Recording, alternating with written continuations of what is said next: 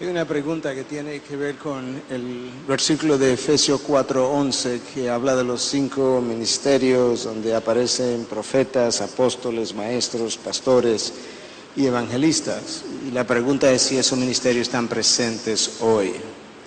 Vamos a hablar un poquito de eso, de esa pregunta controversial. There is a question related to Ephesians 4:11 and the 5 ministries: prophets, apostles, teachers, evangelists, and I'm missing one more, pastors. Thank you. Do you think that those 5 ministries are present today? And if not, why not? I think the question is related to the so-called apostles of today. So let's talk about it. Claro. Bueno, creo que no hay duda alguna de que los dos primeros posiciones o posiciones apóstol y profeta ya no están en existencia en nuestra época. Yo citaría varios textos. Efesios 2, versículo 20, dice que conforme la iglesia fue edificada, Cristo es la principal piedra del ángulo y los apóstoles y los profetas establecen el fundamento. Cuando tú construyes una casa, solo construyes el cimiento una vez nada más y lo haces al principio durante la construcción de la casa. No continúas colocando cimientos en el segundo y tercer piso y colocas otro cimiento en el techo. El cimiento es un acontecimiento que sucede una vez, únicamente al principio, y todo lo demás descansa sobre ello. Esto es lo que el ministerio de los apóstoles y profetas era. En eso consistía, ya que eran los que hablaban con la autoridad de la revelación divina de Dios, la mayor parte de la cual fue registrada en los 27 libros del Nuevo Testamento o respaldando uno de los libros del Nuevo Testamento. Cuando esos apóstoles dejaron de estar aquí en la escena, no fueron reemplazados. Cuando ellos murieron, Efesios 3, en el versículo 5, habla de los apóstoles y profetas habla de que recibieron revelación directa de Dios. Ese es un ministerio único que solo ellos tenían. Ahora tenemos la fe que ha sido una vez dada para siempre a los santos. Si es nueva, no es verdad.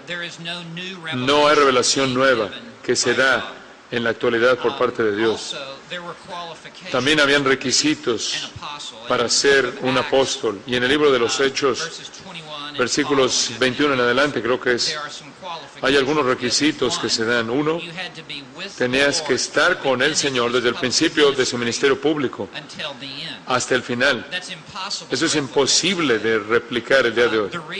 La razón de eso fue que tenían que estar expuestos de manera directa a la enseñanza de Cristo mismo, de tal manera que ellos hablarían aquello que Cristo les había impartido de manera directa a ellos. En segundo lugar, tenían que ver la resurrección de Jesucristo de los muertos, tenían que ver al Cristo resucitado, porque ellos deben hablar con tal certeza que estuvieran dispuestos a morir por la verdad que ellos proclamaban.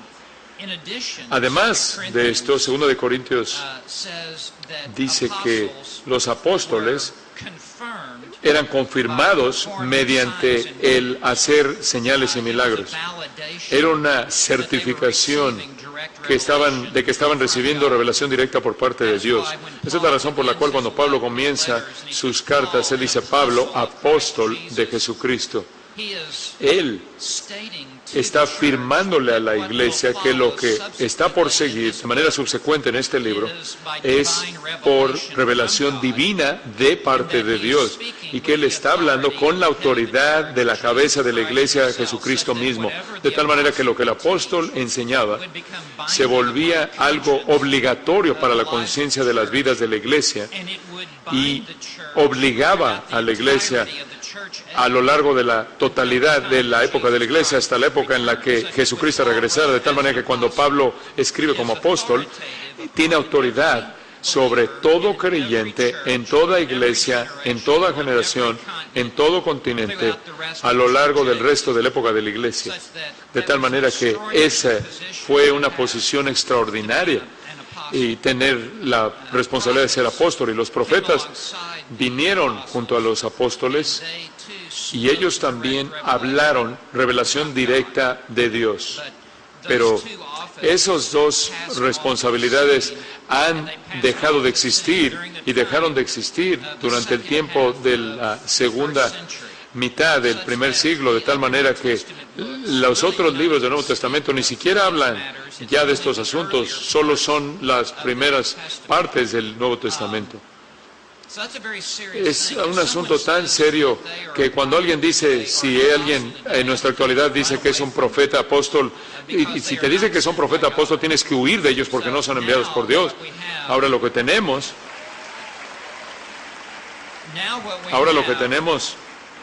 en la actualidad tenemos pastores maestros y evangelistas, y lo único que se les permite hacer es tomar la enseñanza de los apóstoles como está registrada en el Nuevo Testamento escrito y enseñar lo que la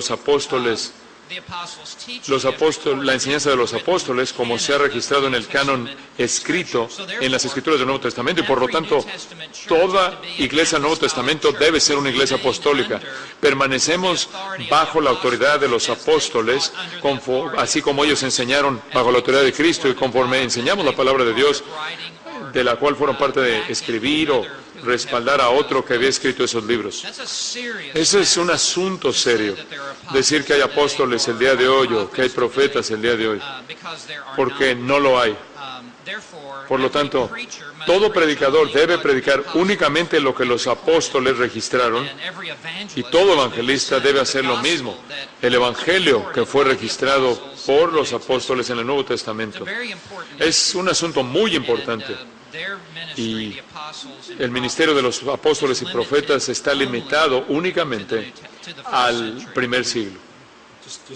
Simplemente para añadir a eso, estoy de acuerdo con todo lo que dijo Steve, solo simplemente para añadir esto.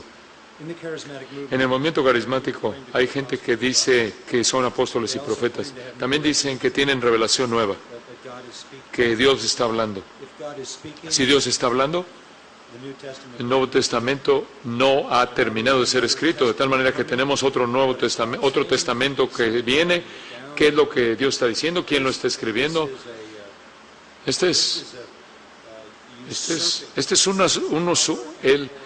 usurpar el poder y autoridad con el propósito de elevarse uno, exaltarse uno a sí mismo para manipular.